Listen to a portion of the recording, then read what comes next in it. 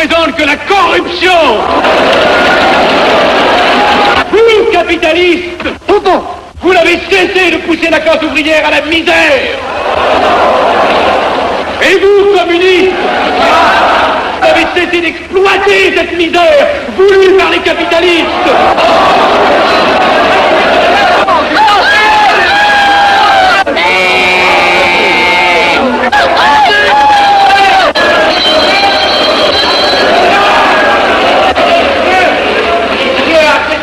Et vous tous, parlementaires, désuets et périmés, n'acceptez pas le parlementarisme.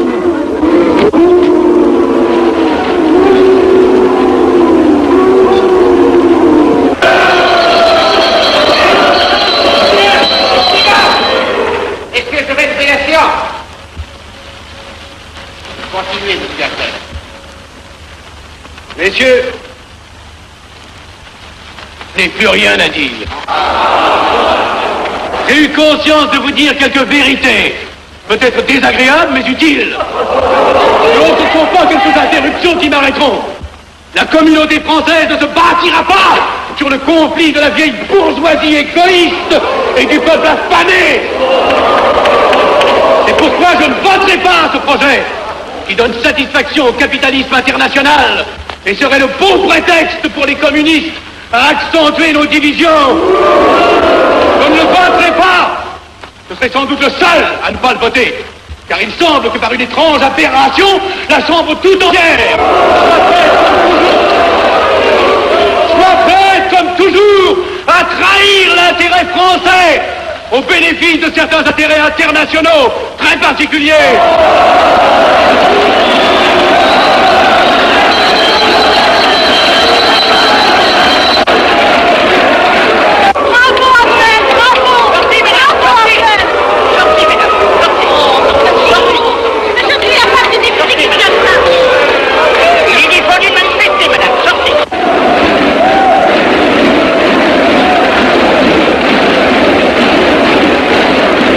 Il a du courage, ce petit Appel.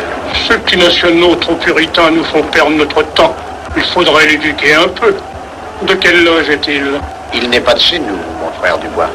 Tout s'explique. Voilà un garçon intelligent qui a besoin d'une méthode et de conseils. Présentez-le donc. Il est sensible, il faudra procéder avec précaution. Envoyez-lui la rivière, il saura le persuader. J'y vais.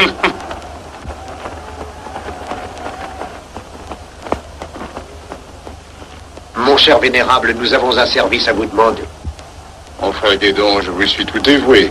Le jeune Avenel qui vient de parler assez brillamment devrait subir les épreuves de l'initiation. La maçonnerie lui apporterait beaucoup et le disciplinerait. Ne croyez-vous pas? J'y pensais déjà. Nous allons nous en occuper activement. Alors, je suis brisé. Comment avez-vous trouvé mon discours? Excellent, vous leur avez dit de fort bonnes vérités. Ouais, ça n'a pourtant servi à rien, ils ont voté le projet. Ça ne sert jamais à rien de dire la vérité. Les gens n'aiment pas la vérité, ils préfèrent de beaucoup les mensonges. Vous êtes cynique. Non, j'ai une certaine expérience politique, déjà ancienne. À propos, voulez-vous venir un peu avec moi? J'ai quelque chose à vous dire. Volontiers.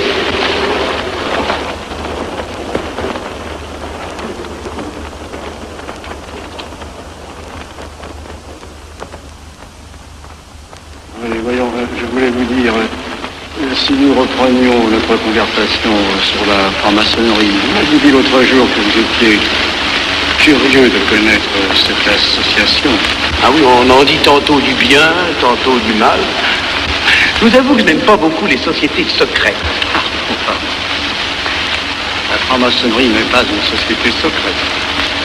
C'est une société discrète. Pourquoi éprouves-tu tant de répugnance à me faire entrer dans la franc-maçonnerie? Cette association me semble suspecte. Il ne doit y avoir que des arrivistes là-dedans. Non, voyons, sont peut-être aussi des braves gens animés d'un idéal sincère. Le texte qu'ils m'ont donné est rempli de bonnes idées. Tu me diras que ça n'est qu'un programme affiché à l'entrée, mais il me paraît loyal. Tu es un honnête homme, mon chéri. Mais tu as un grand défaut. Ah, et lequel? Tu ne vois jamais le mal. Tu imagines que les autres sont bons comme toi-même. C'est pourquoi tu as toujours des déceptions.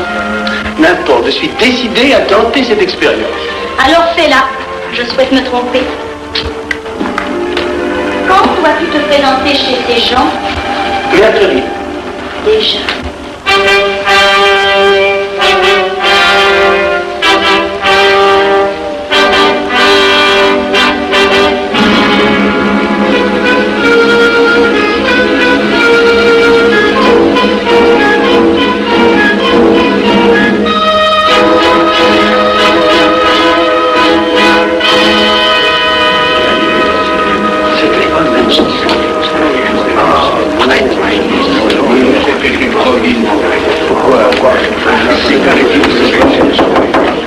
Les frères, les travaux reprennent force et vigueur. La tenue du comité a voté l'interrogatoire du profane Avnel. Nous allons lire les rapports confidentiels de nos enquêteurs. Pierre Avnel, né en 1902 à Laval, a fait sa première communion. Oh mon frère, vous l'avez eu, vous l'employez. Mais déclare ne pas pratiquer régulièrement. A même cessé de fréquenter l'église. Très bien. Mais s'avoue spiritualiste.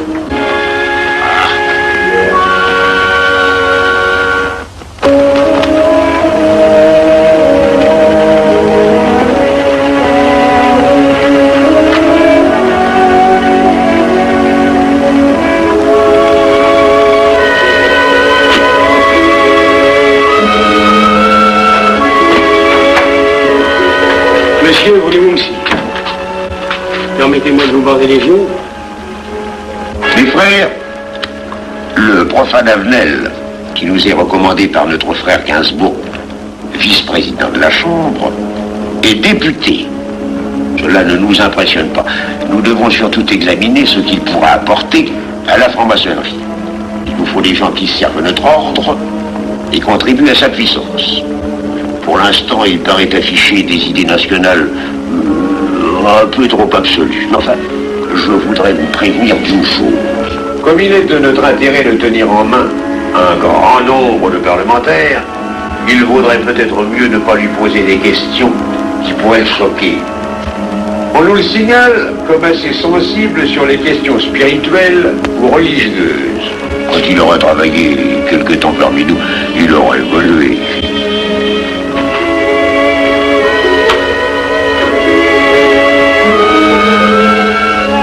Voilà, le silence le plus absolu, mes frères. Qui frappe ainsi régulièrement à la porte du temple? C'est un profane qui demande à être interrogé, vénérable maître. Faites entrer le profane.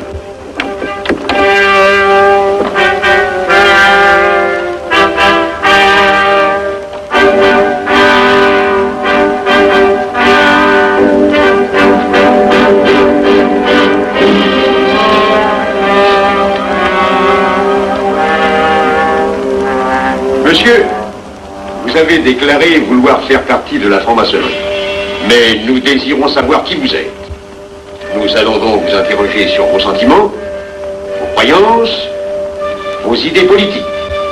Répondez-nous sans vous troubler, mais en nous disant la plus stricte vérité. Consentez-vous à cet interrogatoire? J'y consens. Monsieur, croyez-vous en Dieu? Et pourquoi?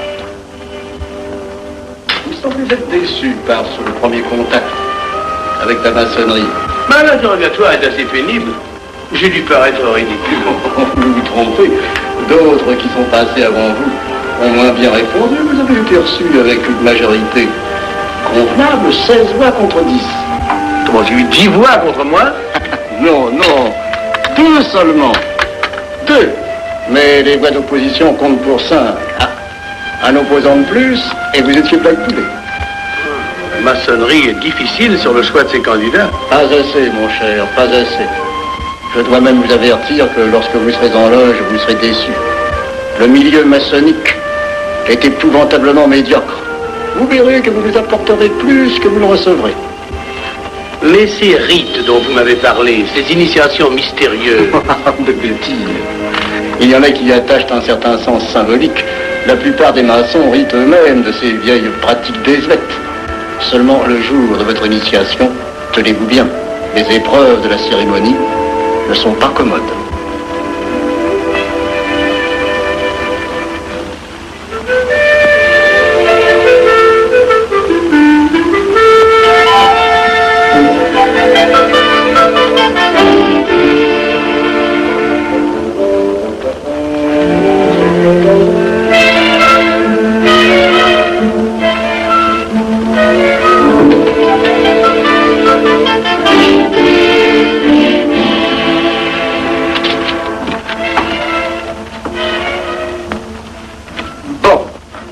Attendez à la buvette, là. On viendra vous chercher.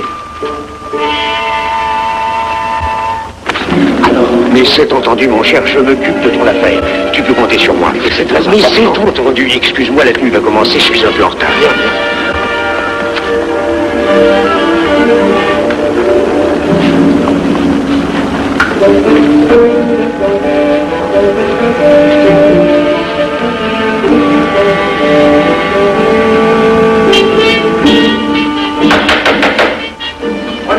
Mes frères, nous allons ouvrir les travaux.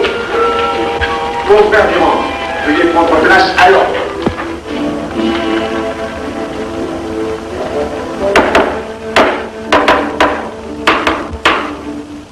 Frère premier surveillant, êtes-vous franc-maçon? Mes frères me reconnaissent comme tel, vénérable maître. Frère second surveillant, quel âge avez-vous? 3 ans, vénérable maître. Frère premier surveillant, quel est le premier devoir d'un surveillant en loge? Vénérable maître, c'est de s'assurer que le temple est couvert. Veuillez vous en faire assurer par le frère couvreur.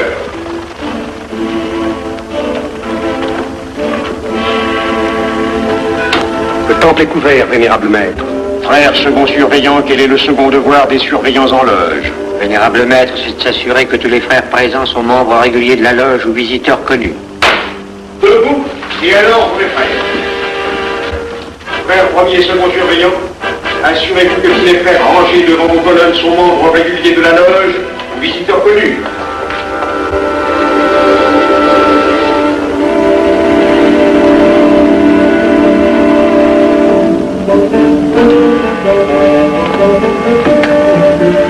Vénérable maître, les frères qui décorent l'une et l'autre colonne sont membres réguliers de la loge ou visiteurs connus. Il en est de même à l'Orient. Frère premier surveillant, à quelle heure les francs-maçons opèrent-ils leurs travaux? À midi, vénérable maître. Quelle heure est-il, frère second surveillant? Il est midi, vénérable maître.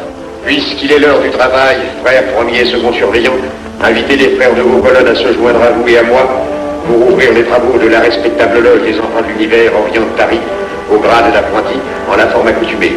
À moi, mes frères, par le signe, la triple batterie et l'acclamation.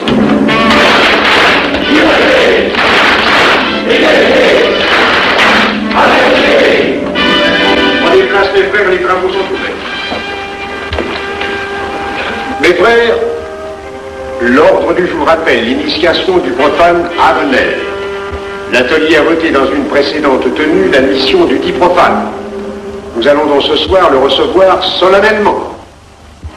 Mon frère couvreur, veuillez aller chercher le profane Avenel qui a écrit son testament philosophique dans le cabinet de réflexion.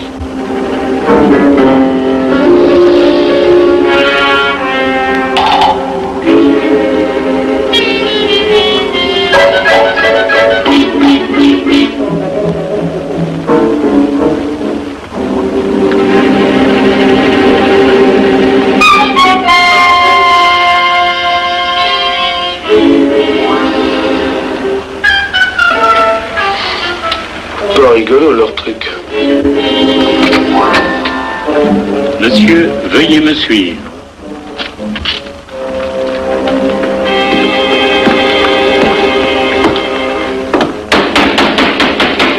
Qui frappe ainsi régulièrement à la porte du temple? Vénérable maître, c'est un profane qui demande à être reçu maçon s'il en est jugé digne. Frères, armez-vous de vos glaives. Faites entrer le profane.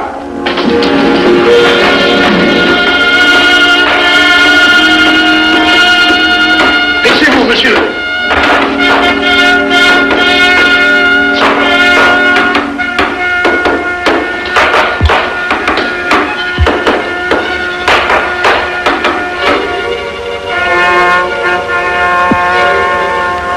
Monsieur, cette épée que vous sentez sur votre poitrine est toujours levée pour punir le parjure.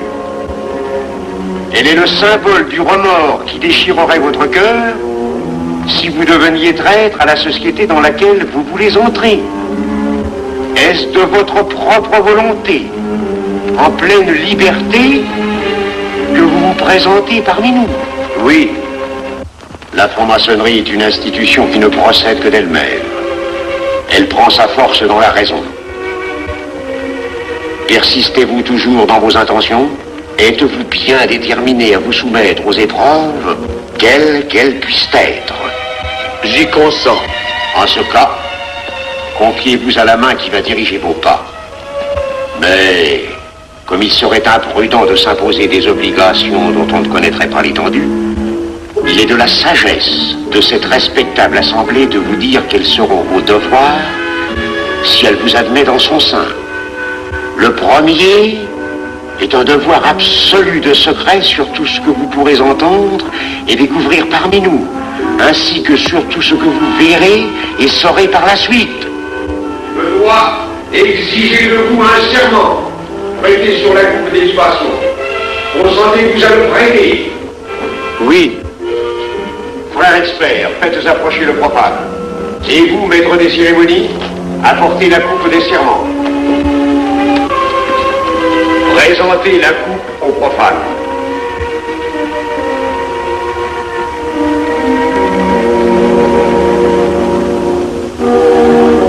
Prononcez avec moi le serment. Je m'engage sur l'honneur, au silence le plus absolu, sur tous les genres d'épreuves qu'on pourra me faire subir. Je m'y engage. Vous devez connaître toute l'importance d'un serment. Si jamais vous manquiez à une parole aussi solennellement donnée, buvez. Buvez! Buvez! Que ce breuvage amer soit pour vous le symbole de l'amertume et du remords, que laisserait dans votre cœur le parjure qui aurait souillé vos lèvres. Frère expert, emparez-vous du profane et faites-lui faire son premier voyage.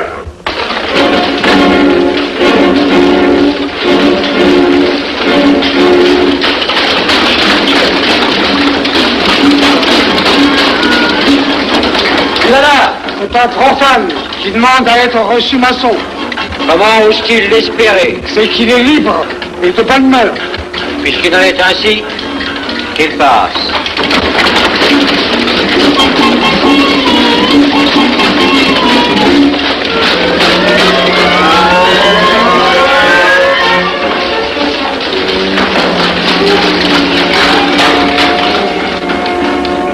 Monsieur, le voyage symbolique que vous venez de faire est l'emblème de la vie humaine. Le bruit que vous avez entendu figure les passions qui l'agitent. Les obstacles que vous avez rencontrés peignent les difficultés que l'homme éprouve et qu'il ne peut vaincre ou surmonter que grâce à l'aide qu'il trouve dans ses semblables. Frère expert, faites faire le deuxième voyage.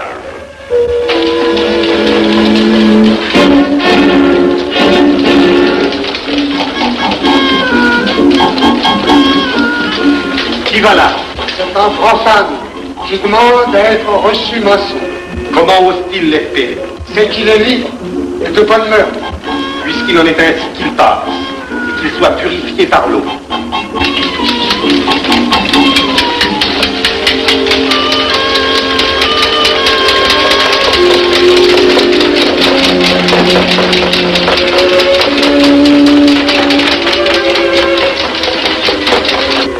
Monsieur, nous avons procédé à l'épreuve de l'eau qui représente l'épuration de votre esprit naissant à la vie maçonnique. Votre cœur doit être limpide comme l'eau pure. Frère expert, faites faire le troisième voyage.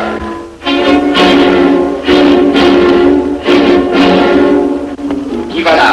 C'est un profane qui demande à être reçu maçon. Comment ose-t-il l'espérer? C'est qu'il est libre et de bonne mœurs. Puisqu'il en est ainsi qu'il passe par les flammes.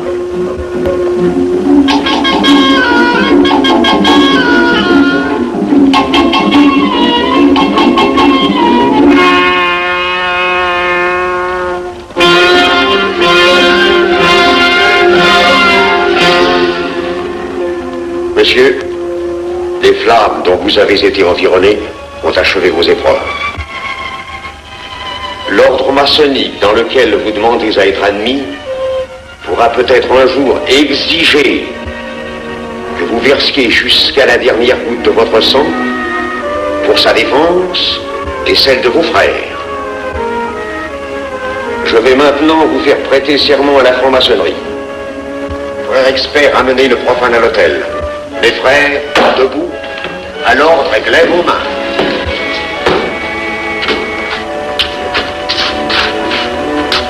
Moi, Pierre Avenel. Moi, Pierre Avenel, De ma propre et libre volonté. de ma propre et libre volonté, En présence de cette respectable assemblée de maçons. en présence de cette respectable assemblée de maçons, Je jure et promets solennellement je jure et promets solennellement de ne jamais révéler aucun des mystères de la franc-maçonnerie qui vont m'être confiés. de ne jamais révéler aucun des mystères de la franc-maçonnerie qui vont m'être confiés. Quelle idée saugrenue ton mari a-t-il de se faire recevoir franc-maçon? Je lui ai déconseillé tant que j'ai pu, mais tu sais comme il est entêté. Il va se trouver dans un milieu d'arrivistes si médiocre. On l'a pourtant bien prévenu. Pourvu qu'il ne lui arrive rien. Il y a tant d'histoires qui courent sur le compte de ces sociétés secrètes. Ne t'inquiète pas, Pierre. Il saura se tirer d'un mauvais pas. Prudent. Pas assez. Monsieur, le serment que vous venez de prêter ne vous donne-t-il aucune inquiétude? Consentez-vous à le renouveler lorsque vous aurez reçu la lumière? Je le renouvellerai. Les frères, nous allons donner la lumière aux profanes.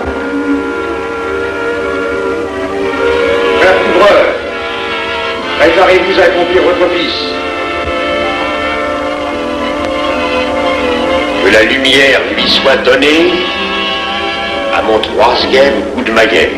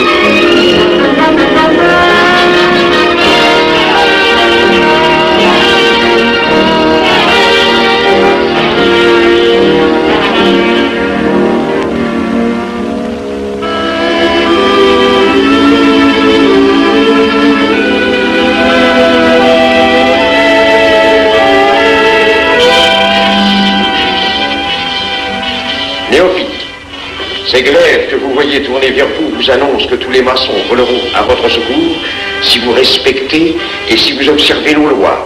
Mais ils vous annoncent aussi que si vous trahissez votre serment, vous n'échapperez pas à la vengeance de tous les frères répandus sur la surface du globe et qui ont juré de punir le parjure.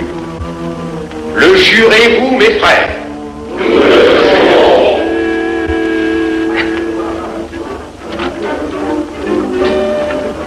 Mes frères, à la santé de notre nouveau frère. À votre santé.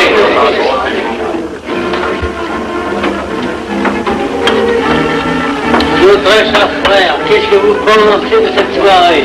Eh bien, c'est curieux. Cette cérémonie est très impressionnante. Mon cher frère, pourrais-je vous laisser ma carte au cas où vous auriez besoin de mes services? Je vends de tout, de la bonneterie, des chaussures, du savon à des prix invraisemblables. Tu permets, mon cher Lévi-Stein? Je t'en prie. Mon frère Avenel, nous allons bientôt vous mettre à contribution. Oui, un de nos amis de notre loge voudrait un bureau de tabac. Le Grand Orient est submergé de monde en ce moment. Avec vous, ça ira peut-être un peu plus vite. Volontiers. Je vous remercie. Ah, dans quelque temps, je vous parlerai aussi d'une autre affaire. Depuis plusieurs années, J'ai droit à la Légion d'honneur.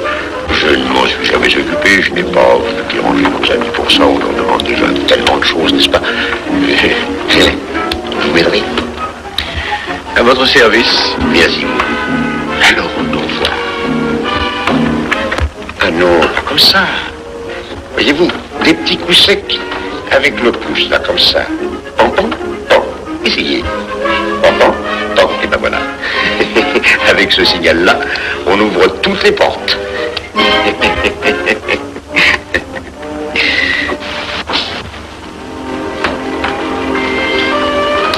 Alors, content? Bon. Tu as l'air contrarié. Oh non. Déjà déçu? Pas encore. Tu me raconteras la séance. Ah, j'ai juré de ne rien dire. Même à moi? Écoute, c'était pas ridicule. C'était étrange.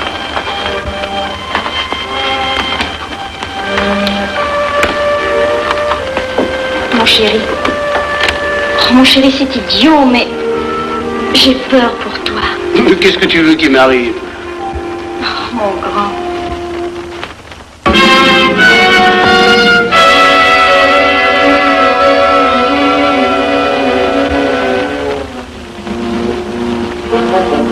Mon très cher frère Avenel, vous êtes député. J'ai un service à vous demander. Tous les détails sur la filosophie. Mon très cher frère, si vous pouviez m'obtenir cette place, vous me feriez plaisir.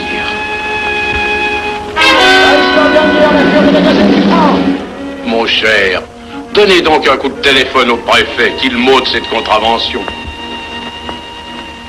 Demandez la liberté, le scandale fascinateur. Mon très cher frère Avenel, j'ai besoin d'un bon témoin de moralité dans un procès. C'est un de nos frères qui passe en correctionnel. Il est bien un peu coupable, mais avec un peu d'appui. Et pour manifester cette solidarité maçonnique, je suis sûr que vous voudrez bien vivre. L'arrestation du banquier Charles Lévy. Le faille des banques coopératives. Un nouveau scandale financier. Il faut l'exclure, c'est une fripouille. Oui, évidemment, c'est une fripouille, mais puisque personne ne le sait, nous pouvons le garder parmi nous. Non! Je comprends très bien vos réactions, mon cher Avenel. Mais tenez, je vais vous citer un exemple. J'ai vécu pendant 20 ans en maçonnerie avec un frère que je considérais comme un escroc. Ben, je n'ai rien dit, parce que c'était un excellent maçon. Nous ne sommes pas du même avis.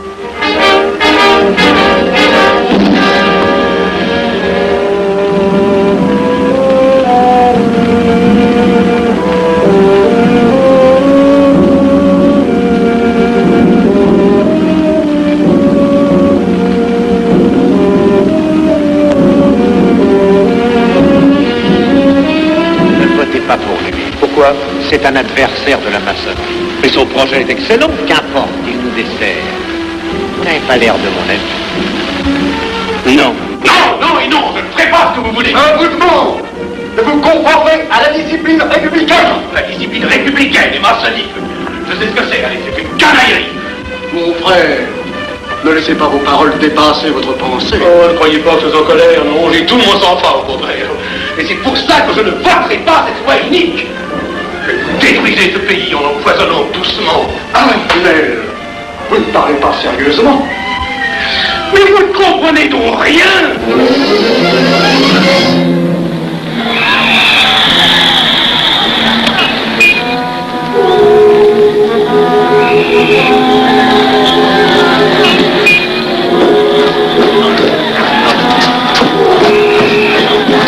Que se passe-t-il? Regardez. Mais calmez-vous, mon vieux. Ce n'est rien. Rien.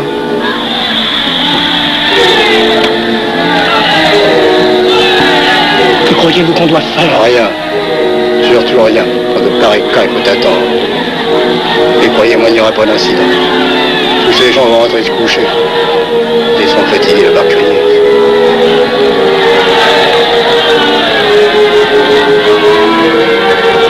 Qu'en pensez-vous, Avenel? Je voudrais être avec eux, place de la Concorde. Vous ne parlez pas sérieusement? J'ai pas envie de rire.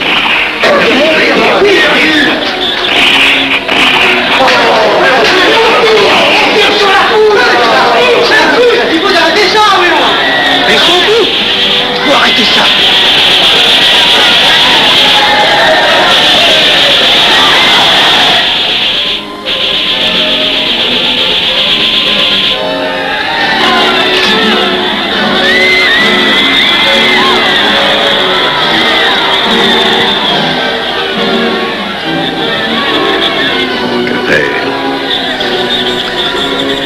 Trop tard. On tire encore. Feu.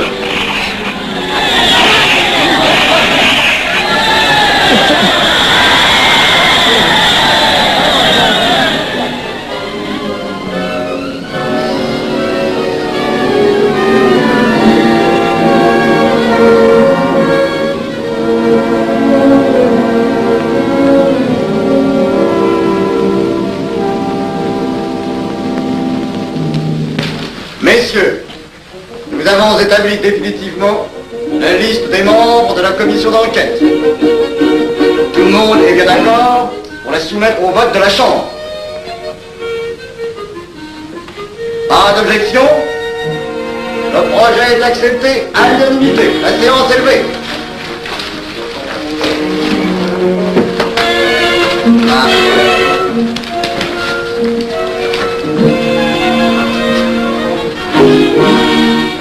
Vous pensez que ça va marcher? Je ne prévois pas d'opposition. Si cela est ainsi, nous risquons de nous en tirer. Je le crois sincèrement. Nos frères députés nous attendent dans un salon voisin. Ils sont impatients de vous entendre. Allons-y. Avenel. À propos, cher ami, je vous ai mis d'office dans la commission d'enquête. Moi, pourquoi? C'est indispensable. J'ai besoin de vous. Venez avec nous. Vos amis nous attendent.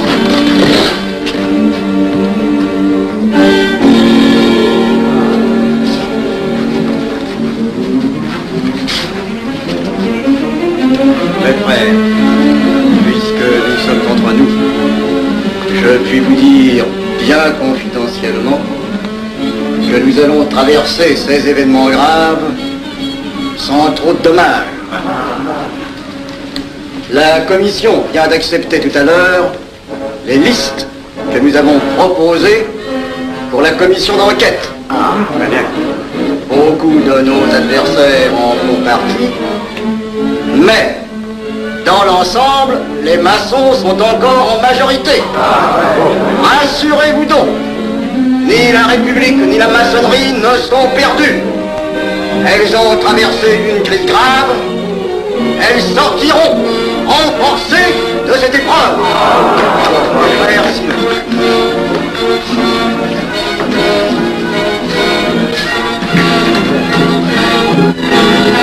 Demandez l'anti-Macron, le scandale de la commission d'enquête. Demandez l'anti-Macron, le scandale de la commission d'enquête. Vous me demanderez successivement le Quai d'Orsay, la Banque de France, l'état-major, le secrétaire général du Parti radical socialiste, le temps et les usines d'aviation Guerlain. Bien, monsieur.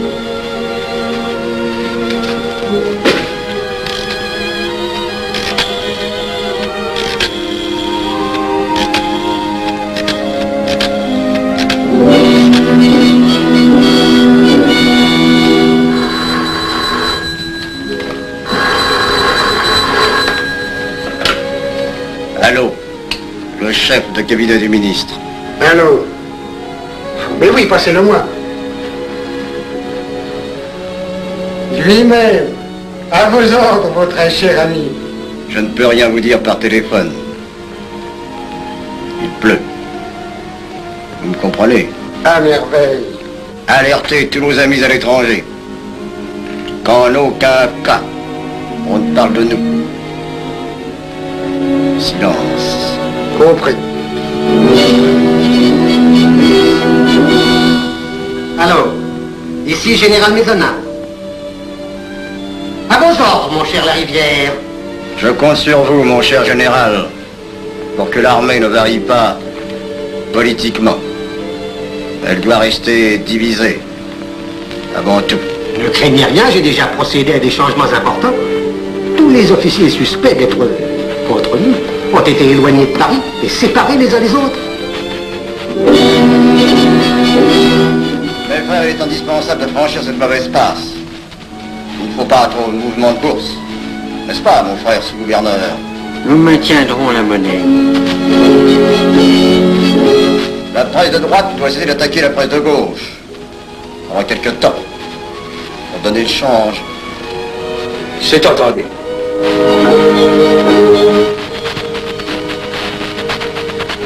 Les partis de gauche doivent faire entente avec ceux du centre. Et ceux de l'extrême gauche. De la sorte, nous contrôlons le peuple. Bloc populaire. Mieux. Front populaire. Bien. Quant à vous, mon cher Garlet, j'ai reçu ce matin une communication de l'étranger. On nous demande d'envoyer immédiatement du matériel d'aviation en Espagne. Moyennant quoi nous aurons tous les appuis politiques nécessaires. Même nos prototypes. Surtout nos prototypes. Ne croyez-vous pas que ce serait dangereux pour notre défense nationale? Faites ce que je vous dis.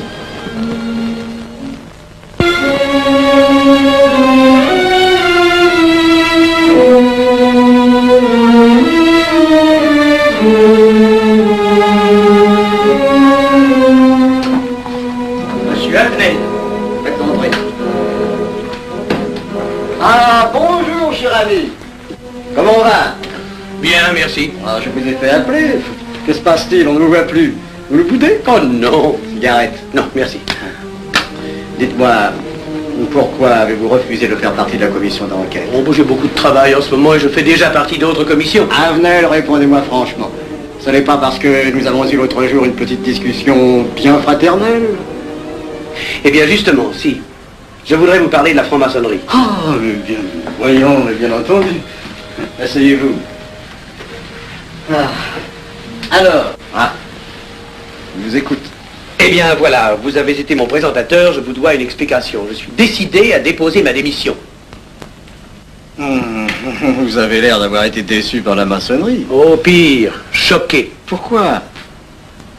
Mais confessez-vous, mon vieux.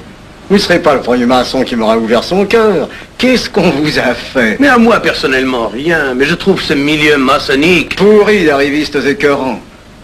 Je vous l'accorde. Ah, je ne vous le fais pas dire. Oh, croyez-vous que je sois dupe? Alors je ne comprends pas. Tant de vertu affichées sur le programme à la porte. Tant de mystère à l'intérieur pour ne cacher que ces petites combines, ces appétits de comitard. Je m'attendais à trouver des hommes dévoués, sinon supérieurs. Au lieu de ça, je n'ai rencontré que des quémandeurs de bureaux de tabac ou de décoration, ou alors des fripouilles qui cherchaient à m'utiliser pour échapper à des condamnations. En dehors d'eux, des phraseurs, des sectaires ignorant tout, ne connaissant rien de l'histoire de leur pays, rien de l'histoire du monde, rien de la politique, rien de la philosophie, rien. Ah, des cerveaux vides, mais des dents longues, et des langues folles. Et c'est cela qui gouverne la France. Quel grade avez-vous maintenant? J'ai été initié à la maîtrise il y a peu de temps. Eh bien, si vous avez le courage de vivre encore quelques années dans la médiocrité des ateliers bleus, vous passerez ensuite aux ateliers supérieurs. C'est mieux? C'est autre chose.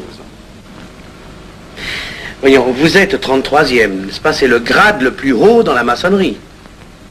Mon petit Avenel, je vais vous révéler, quoique je ne le doive pas, ces fameux secrets maçonniques dont on fait tant de mystères.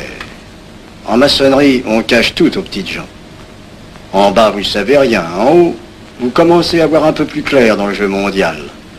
Moi-même, je ne suis pas totalement éclairé sur les intentions des dirigeants de notre ordre. Et quand je dis dirigeants, je me trompe. Il n'y a pas de chef chez nous. Il n'y a que des exécutants. Je suis un pion sur un échiquier, j'accomplis une fonction. Je reçois des messages. J'obéis. Je transmets. J'agis. Mais qui dirige? Personne. C'est beaucoup plus compliqué et simple en même temps qu'on ne pense. Qu'est-ce que la maçonnerie? Des groupes d'hommes qui se sont réunis aux quatre coins de l'univers pour enserrer le monde dans un réseau aux mailles infranchissables. Nous sommes 50 000 en France, 500 000 en Angleterre. 3 millions en Amérique, c'est peu. Mais c'est énorme. Parce que nous formons un bloc uni, d'une seule volonté. Nous rayonnons partout. Nous commandons partout. Ici, 300 parlementaires sont francs-maçons. En Angleterre, le roi fait partie de notre ordre. Aux États-Unis, le président est 32e. Il n'y a pas un pays où nous n'ayons nos appuis secrets, nos hommes, nos banques, nos groupes dévoués. Et ceci n'est rien. Je ne vous montre là de la maçonnerie que la puissance physique. Il y a peut-être autre chose. Mais quoi? Une doctrine supérieure. Une antique expérience des forces du monde qui nous permet de pousser les peuples tantôt vers la vie, tantôt vers la mort, quand il le faut. La mort? Je croyais la maçonnerie attachée à la paix. À une certaine paix. Notre paix. Sinon,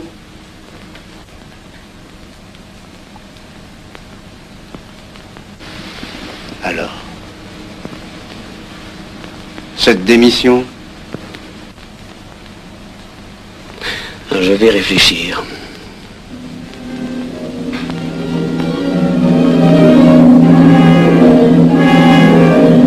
Alors, il n'y a qu'une solution, la guerre. Pour réussir à déclencher la guerre, la maçonnerie a besoin de tous ses hommes. Sur combien de voix pouvons-nous compter à la Chambre? Nos frères parlementaires sont à peu près tous sûrs. Sauf un que j'oserais nommer, car il fait partie de notre loge. Qui donc? Avenel. Il tient des propos contre le Grand Orient qu'il accuse de vouloir déclarer la guerre à l'Europe. Je n'ai jamais eu confiance en ce type-là. C'est une faute de l'avoir laissé entrer ici. Nous pouvons encore leur amener de meilleurs sentiments. D'autres que vous réussissiez. Qui sait? Nous avons peut-être les moyens pour ça.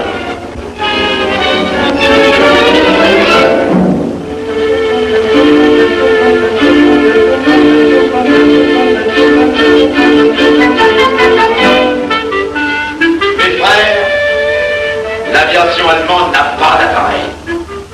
Plus de 2000 accidents d'avion l'année dernière en Allemagne. La ligne Siegfried est à peine construite.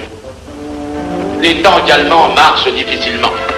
Un détail entre autres qui m'a été rapporté par un de nos frères. Quand leurs tanks sont entrés à Vienne, on fait affirmer que certains d'entre eux étaient en garçons et montés sur des routes de bicyclettes. Croyez-moi, mes frères, rien ne peut vaincre l'armée française, Dieu les sauve. Nous avons de l'armement considérable. Jamais nous n'avons été plus près. En 15 jours, nous réglerions le sort de l'Europe. Et notre paix serait établie définitivement. Notre victoire est sûre. C'est faux. C'est faux. Silence. Ce que dit cet homme est faux. Mon frère, je vous rappelle à l'ordre. Vous n'avez pas la parole. Je le sais. Mais je suis député et membre de la commission de la défense nationale. On ne peut pas laisser se prolonger un discours aussi manifestement erroné. Les appréciations de monsieur... Notre frère mystère. Ou si vous voulez, sur l'état de notre armée et sur celle de l'Allemagne sont des mensonges. Notre armée n'est pas en état de résister. La faiblesse de notre aviation est flagrante. Mon frère, vous n'avez pas la parole. Peu m'importe. J'ai 3 mots à dire et je m'en irai. Puisque je vois qu'ici vous ne voulez pas entendre la vérité. Vous la direz tout à l'heure, après l'exposé de notre frère. Non, je la dirai immédiatement, avant d'entendre des stupidités bellicistes. Les couteaux, maçons, poussez à la guerre.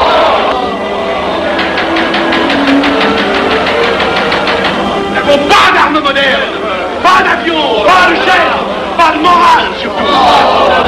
Le peuple français ne se battra pas pour défendre une idéologie fumeuse, un régime ignoble, une république pourrie. Mon frère Abdel. Prie de couvrir le dos.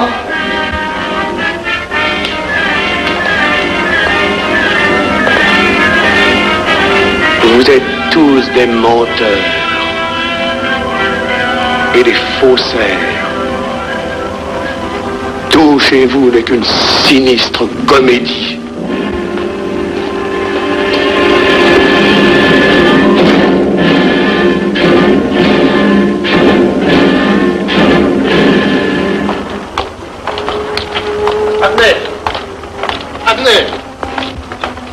Abnel, excusez-moi, comme vous, j'habite Neuilly, c'est pourquoi je me permets de vous rejoindre. Vous avez fort bien fait, mon frère. J'étais près de vous à la tenue. Je voulais vous féliciter. Oh, merci.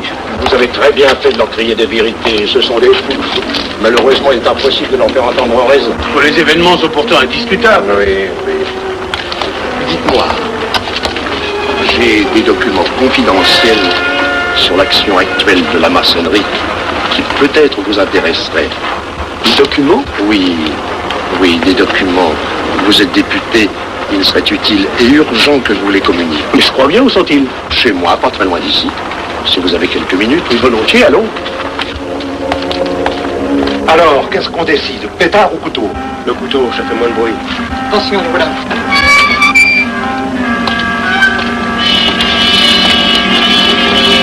Un instant, je vais voir si...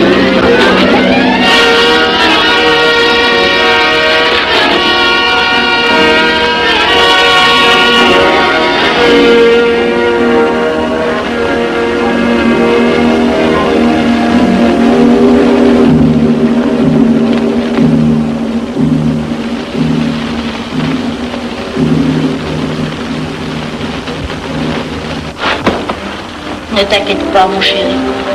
Tu guériras vite. Le docteur a dit maintenant que tu étais sauvé, à condition d'être sage.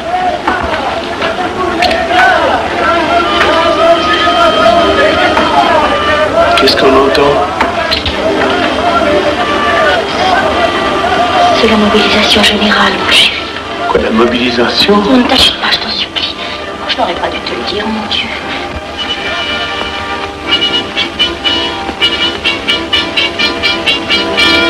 T'en fais pas, mon chéri. Tu reviendras vite.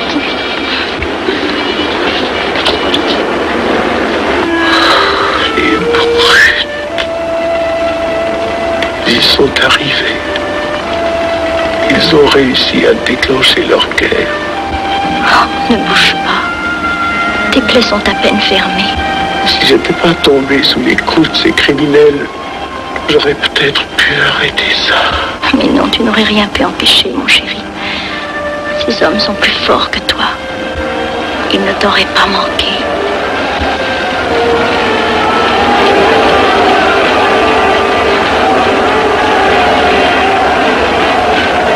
Qu'est-ce que c'est?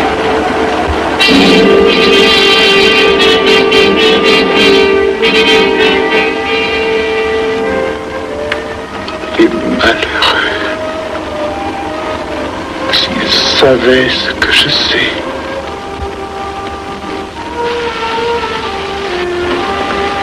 Mes frères, nous pouvons affirmer en toute sérénité que la franc-maçonnerie universelle a présentement atteint son but.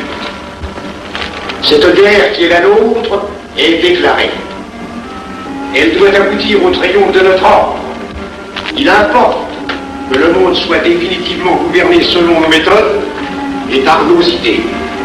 Debout et alors. Frère premier surveillant, à quelle heure ferme-t-on les travaux? À minuit, vénérable maître. Quelle heure est-il, frère second surveillant? Minuit, vénérable maître. Puisqu'il est minuit et que nous avons accompli notre œuvre, je déclare les travaux clos à mon coup de maillet. Retirons-nous en paix, mes frères, sous la loi du silence.